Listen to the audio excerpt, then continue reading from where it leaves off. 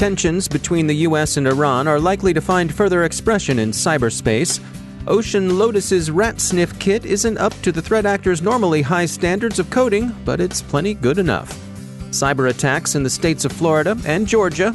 Utilities are urged to go lower tech where possible. Magecart skimmer Inter is being hawked on the dark web. We got an update on the crypto wars. And no, they haven't videoed you using Eternal Blue.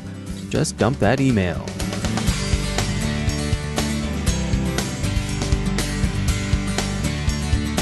And now a word from our sponsor, Authenticate. Authenticate, the creators of Silo, now have an app called the Silo Research Toolbox that builds a separate, isolated browser session. This allows researchers to collect information from the web without risk to their work network. With Silo Research Toolbox, researchers can go anywhere on the web and collect data without revealing their identity or exposing the resources. It runs, looks, and is just as powerful as a local browser with none of the risk. The bottom line is that any website you visit on the open, deep, or dark web will not know any details about you, your computer, or your internet connection. Silo is built fresh at every start and is completely destroyed at the end. It never exposes your IP address and never carries any information with you from session to session. If you're required to keep your online investigations completely anonymous and safe from cyber threats, consider checking out the Silo Research Toolbox at authenticate.com/cyberwire. That's authentic8.com/cyberwire. And we thank Authenticate for sponsoring our show. Funding for this CyberWire podcast is made possible in part by ExtraHop, providing cyber analytics for the hybrid enterprise. Learn more about how ExtraHop Reveal X enables network threat detection and response at extrahop.com. From the CyberWire studios at Data Tribe, I'm Dave Bittner with your CyberWire summary for Tuesday, July 2nd, 2019. The Washington Post surveyed experts and found that most thought the U.S. cyber attack against Iranian targets was the right call. It was non-lethal, properly discriminating in that it hit clearly military targets, and sensibly proportionate as a response to Iranian attacks on shipping and a U.S. surveillance drone. Reservations the experts voiced involved concerns about escalation, the semi-public way the attack was avowed, the immature state of international laws of cyber conflict, and the possibility of attack tools escaping into the wild. An Iranian response can be expected.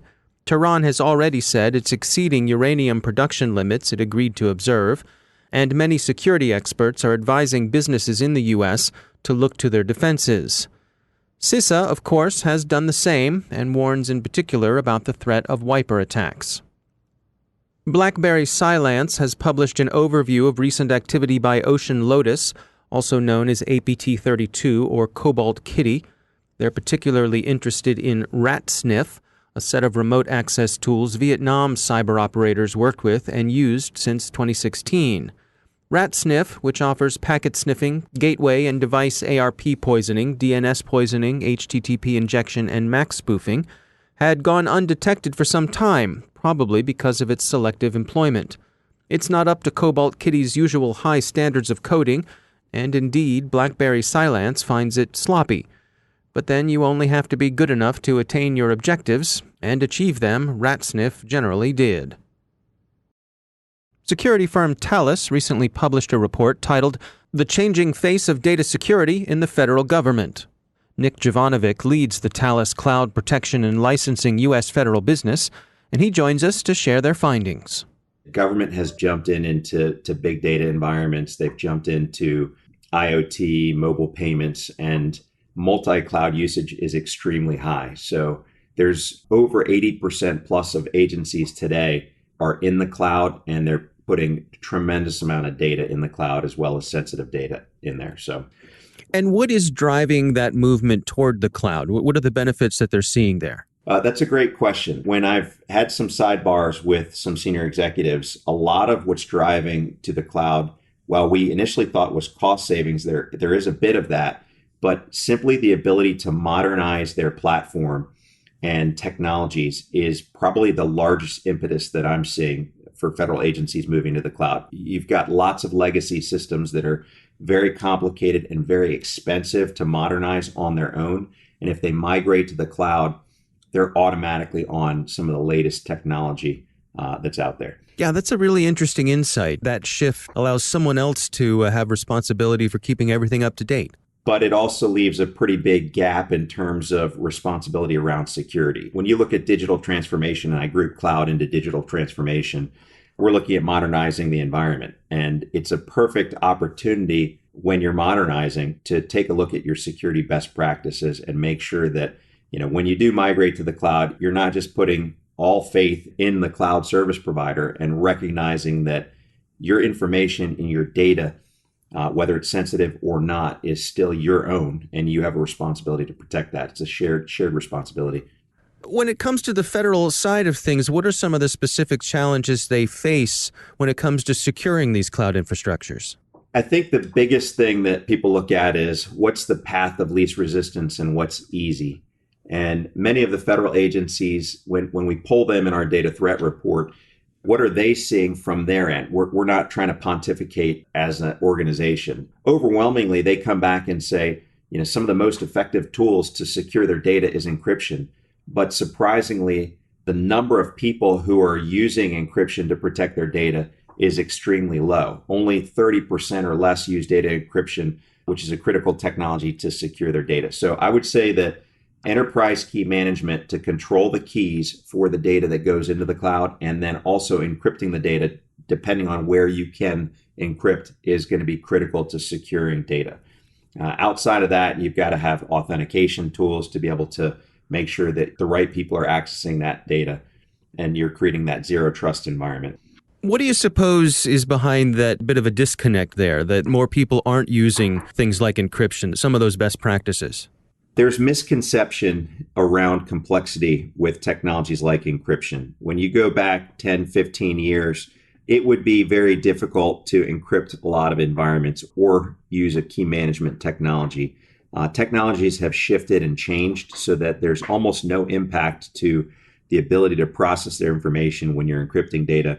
And enterprise key management tools are a lot easier to use, almost simplistic to the point where you can use it between multiple technologies. So that is probably the biggest reason there's old preconceived notions and people haven't bothered to move forward. Now, there's also been a big focus around perimeter defense in organizations. And this year in particular, what I'm seeing is that senior management within organizations is recognizing that the perimeter is extremely fuzzy, especially when we're talking cloud.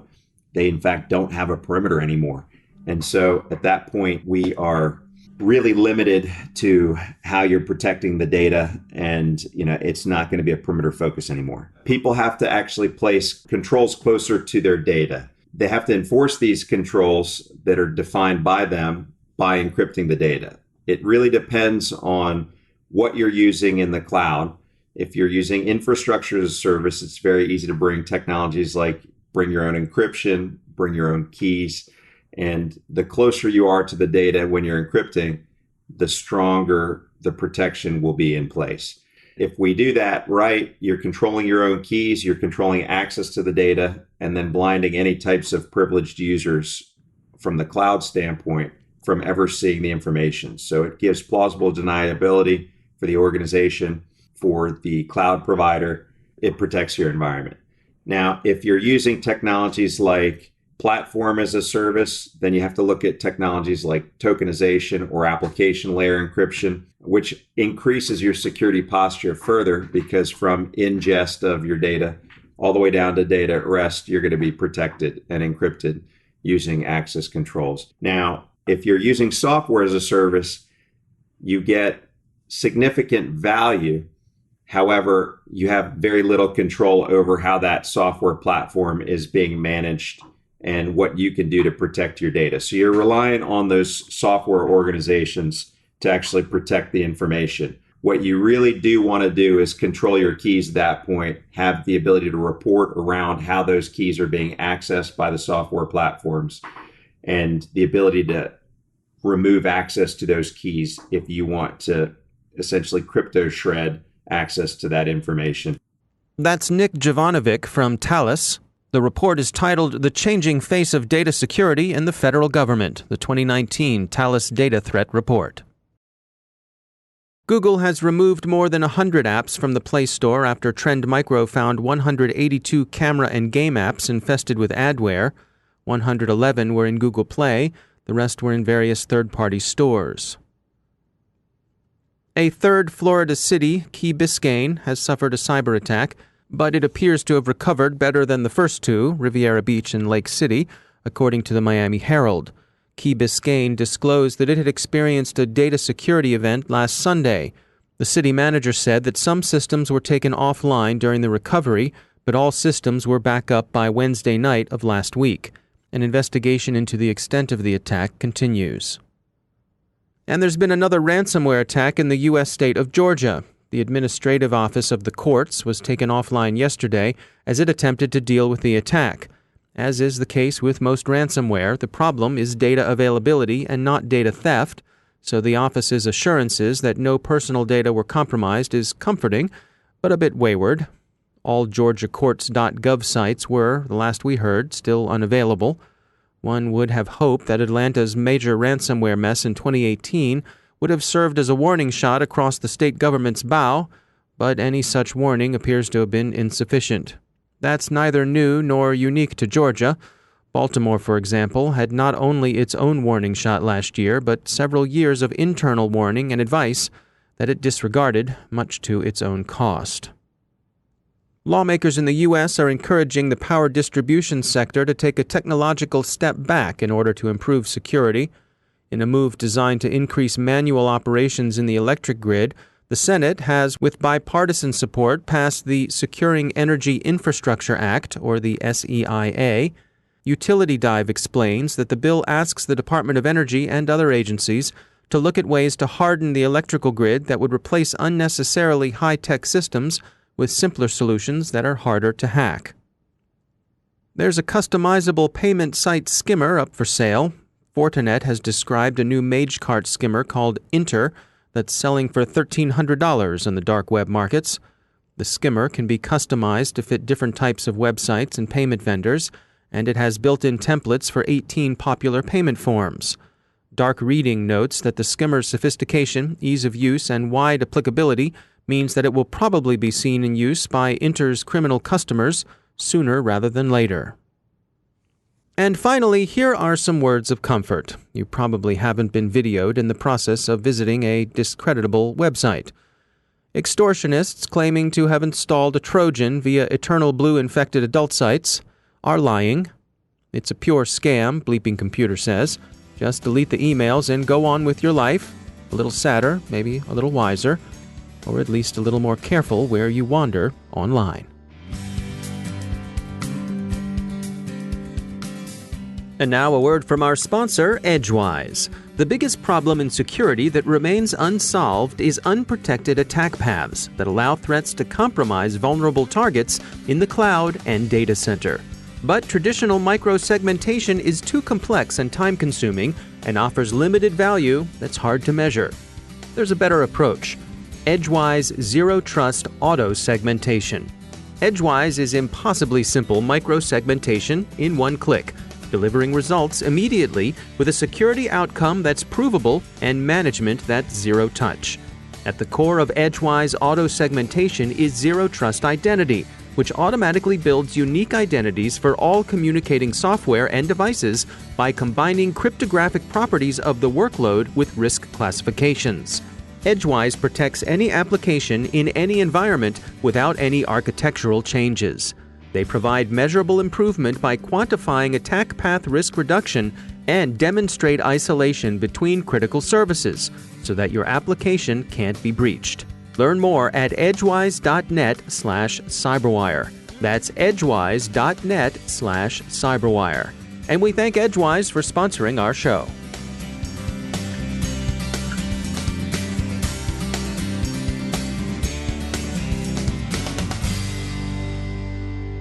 And joining me once again is Johannes Ulrich. He's the Dean of Research at the SANS Technology Institute. and he's also the host of the ISC Stormcast podcast. Johannes, it's always great to have you back. I wanted to touch base with you today about what we've been seeing with the WebLogic exploits. What's going on here? Yeah, so Oracle a couple of weeks ago released yet another patch for WebLogic, and of course, these vulnerabilities are always very concerning because WebLogic is one of these big business systems. People usually keep all of their goodies kind of in this one spot. So we were a little bit concerned about, what are the attackers actually doing with these exploits? We have running a number of honeypots around the internet where we are looking for exploits hitting WebLogic. And what we found surprised us a little bit. Sure, they're hit pretty hard, but most of the exploits, like more than 80% of the attacks or requests being sent to these honeypots, actually don't use the WebLogic T3 protocol. When you're running WebLogic, you have the option to either set them up responding to these T3 requests, which is WebLogic's own sort of protocol that it's using, or they can respond via HTTP. HTTP, of course, being simpler and also simpler for the attackers.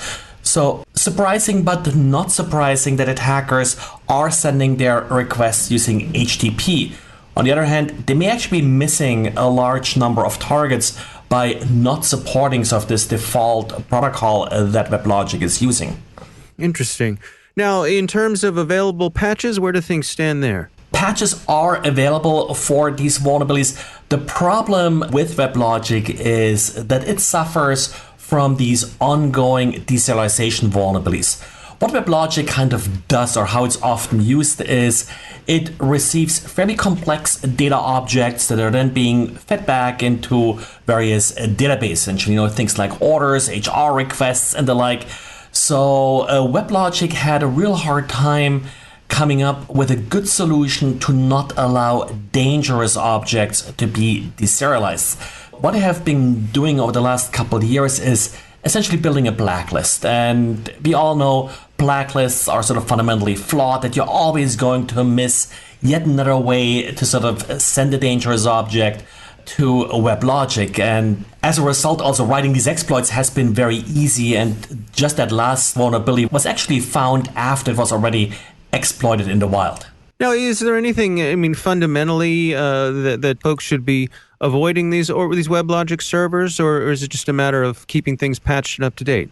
Patching is a good idea, but you definitely should not expose them to the internet. And that's actually something that seems to be getting through. We don't see a ton of them being exposed on the internet. And the one blind spot we really have with our honeypots here is, how are these WebLogic servers being exploited once the attacker is inside your network? Because that's where you may have less defenses, where you really have to expose these WebLogic servers internally.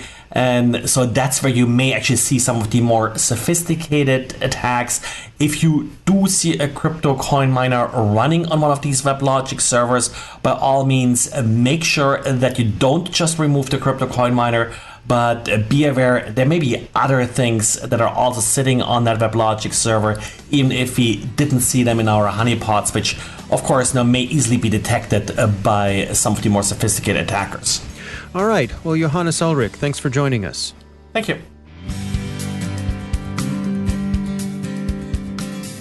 And that's the CyberWire. Thanks to all of our sponsors for making the CyberWire possible, especially our supporting sponsor, Observit, the leading insider threat management platform. Learn more at observit.com. The CyberWire podcast is proudly produced in Maryland out of the startup studios of Data Tribe, where they're co-building the next generation of cybersecurity teams and technology. Our amazing CyberWire team is Stefan Vaziri, Tamika Smith, Kelsey Bond, Tim Nodar, Joe Kerrigan, Carol Terrio, Nick Valecki, Bennett Moe, Chris Russell, John Petrick, Jennifer Iben, Peter Kilpie, and I'm Dave Bittner. Thanks for listening. We'll see you tomorrow.